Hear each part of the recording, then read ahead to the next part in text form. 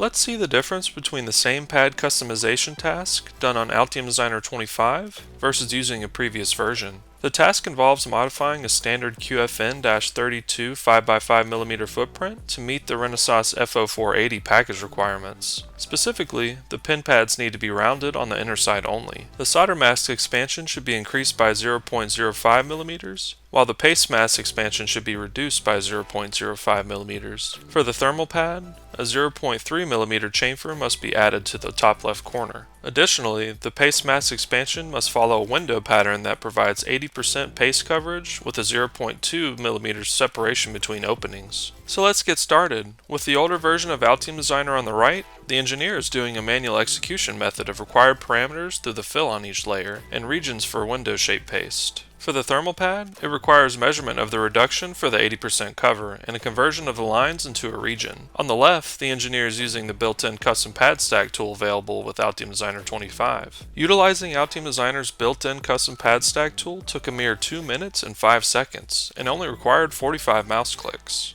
while the process without using the custom pad stack tool took 6 minutes and 2 seconds and required 116 mouse clicks, showing a clear advantage in using Altium Designer 25.